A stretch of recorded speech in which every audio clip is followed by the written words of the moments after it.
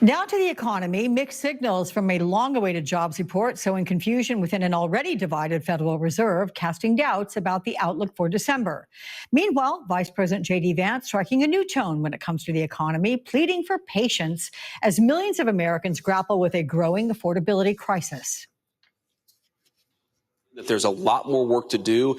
And the thing that I'd ask for the American people is a little bit of patience. And as much progress as we've made, it's going to take a little bit of time for every American to feel that economic boom, which we really do believe is coming. We believe that we're on the front end of it, but we also recognize that we've got a lot of work to do to undo the damage that Joe Biden did to the American economy.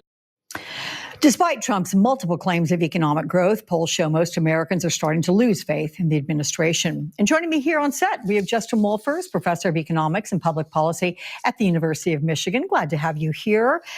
Your reaction to the vice president asking for patience at the same time when you have the president saying, everything's great with the economy.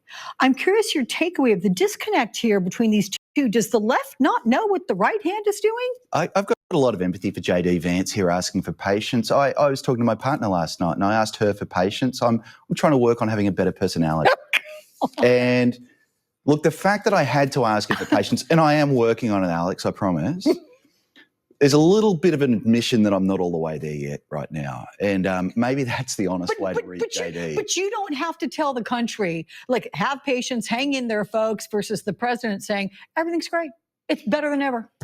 Yeah, I know. Well, so I know this is breaking news, Alex. I sometimes think they're not telling the truth. Yeah.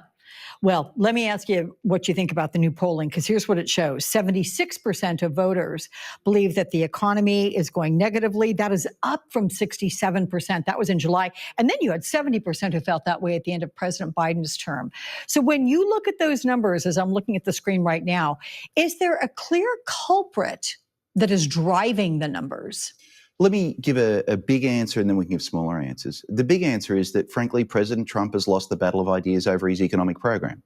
The way you normally... Tariffs? Tariffs, the big, beautiful bill, which was the biggest redistribution from rich to poor in a single bill in American history. Chaos, uncertainty, and let me add another word there as well, competence. Does this feel like or look like a well-run, competent administration? It took them 10 months to discover that the United States doesn't grow bananas, and that therefore if we tariff bananas, that's not going to bring banana factories onshore. You know what? My 13-year-old son, he's at home right now. He knows a lot about bananas and he knows we don't grow them here. Yeah, let's add coffee to that one too, considering I have so much coffee next to me here. So this week's delayed jobs report numbers, it shows that the U.S. added just 119,000 jobs in September. That exceeded expectations. But do you and economists with whom you talk have faith in these numbers at all? Yes, and I think it's absolutely crystal clear. We look the viewers in the eye and we tell them, for now at least, this is true. What's hard, and it's complicated and it shouldn't be this hard, is you need to understand a little bit about our information environment. Official government statistics that come from independent statistical agencies like the Bureau of Labor Statistics, the Bureau of Economic Analysis, they're staffed by nerds. The nerds are doing their jobs. I love those nerds. And I'll tell you what, if those nerds come under political pressure, they'll be calling and whispering to me, and then I'll be calling and telling you directly, Alex, time to bail out. Those folks tell the truth. The problem, of course, is that every word that comes out of the White House, almost every word is not true, is a lie. But for now, our economic numbers, they come from people that we do and should trust. So you mentioned the Bureau of Labor Statistics, and the Wall Street Journal reports that they are not going to publish their inflation report for October. Instead, they're going to publish limited October numbers together with November data. They're going to release that December, 18th. The shutdown is what's being blamed for those delays, right? But is that a plausible excuse to not release those numbers? Absolutely. So it's a terrible reason we shouldn't just stop funding the collection of government data at a moment where the economy could be going in any direction.